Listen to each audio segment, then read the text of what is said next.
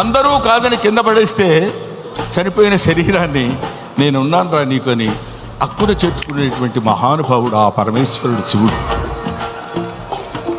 ఎప్పుడు వద్దొద్దు అయిపోయాడు తీసి పడేయండి కింద అంటాం మనం, మన ఇంట్లో వాళ్ళనే మనం అంటాం. అటువంటి వాళ్ళని తీసుకో. అందుకనే దాన్ని ఏమంటారంటే అధికుడని అధముడని నరుని దృష్టిలోనే భేదాలు, శివుని దృష్టిలో అంతా సమానులే. కాబట్టి అక్కడ ఇచ్చట అస్పృశ్యత సంచరించుటకు తావే లేదన్నాడు జాషువా. ఇక్కడ అబ్బాయి నేను వీడు ఫలానా క్యాస్టోడు నేను ముట్టుకొని వీడిని ముట్టుకొని అని ఉండదు. ఇటువంటి శివతత్వాన్ని మన వాళ్ళ వరకు, మన 2 రాష్ట్రాల వరకు అని కాకుండా యావత్ భారతదేశంలో ఉన్నటువంటి ఈ ఎవడు శివుడంటే ఇంకా ఎంతసేపు అయినా మాట్లాడతాను. కాకపోతే సుమ లక్కీగా ఇక్కడ లేదు. కాబట్టి ఎందుకంటే మీ అమ్మా నాన్న ఎవరంటే ఫలానా అని చెప్తాం, వాళ్ళ అమ్మా నాన్న ఎవరంటే ఫలానా వాళ్ళని చెప్తాం, వాళ్ళ అమ్మా నాన్న అని చెప్తాం.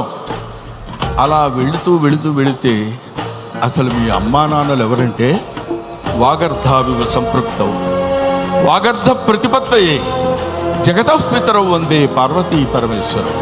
జగత్తుకే తల్లిదండ్రులైనటువంటి వాళ్ళు పార్వతీ పరమేశ్వరుడు. ఆ పార్వతీ పరమేశ్వరుల యొక్క అంశ చేత నానా ఇది క్రిమి సాలెపురుగు, దీనికి మోక్షాన్ని ఇచ్చాడు. అది కీటకం పాము, దానికి మోక్షాన్ని ఇచ్చాడు. అది జంతువు ఏనుగు, దానికి మోక్షాన్ని ఇచ్చాడు.